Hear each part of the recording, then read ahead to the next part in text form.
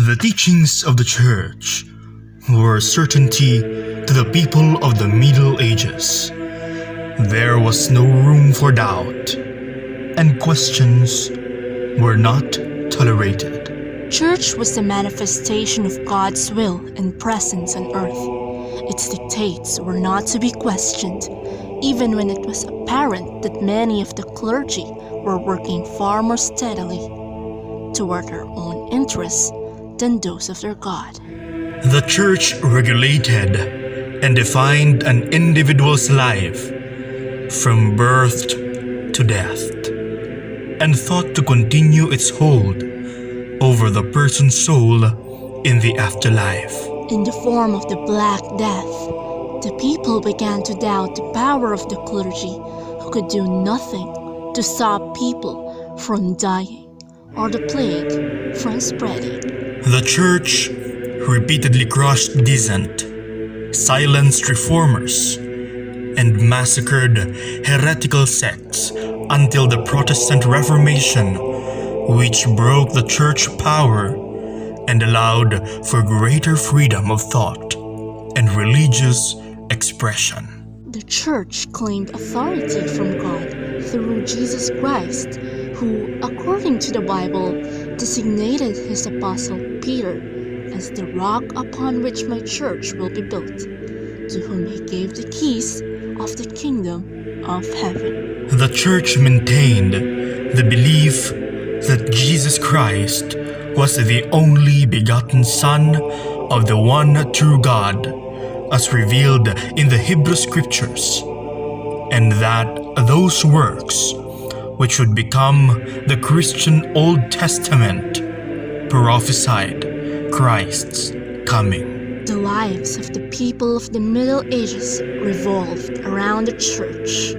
People, especially women, were known to attend church 3 to 5 times daily for prayer, and at least once a week for services, confession, and acts of contrition for repentance.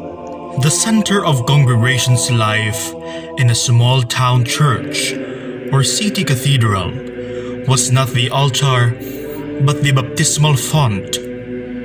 This was a freestanding stone receptacle or basin used for infant or adult baptism, often quite large and deep, which also served to determine a person's guilt or innocence when one was charged with a crime. The Church's teachings on purgatory, an afterlife realm between heaven and hell, where souls remained trapped until they had paid for their sins, generated enormous wealth for various clergy who sold writs known as indulgences, promising a shorter stay in purgatory for a price. Relics were another source of income, and it was common for unscrupulous clerics to sell fake splinters of Christ's cross, a saint's finger or two, a vial of water from the Holy Land, or any number of objects which would allegedly bring luck or ward off misfortune. The heretical sects of the Middle Ages were uniformly responses to the clear corruption and greed of the Church. The immense wealth of the Church, accrued through tithes and lavish gifts, only inspired a desire for even greater wealth, which translated as power. Numerous other religious orders, some stricter and others more lenient, proliferated in the Middle Ages, such as the monastic orders, mendicant orders, and military orders.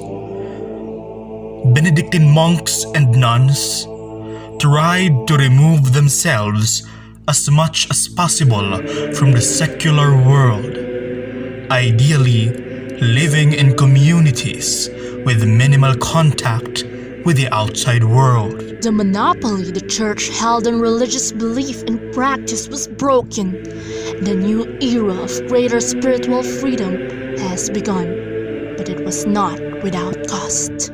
Despite allegations to the church that Christ never died on the cross and was therefore never resurrected. We never cease to steadfast our faith because we are the church. We are one bread. One body.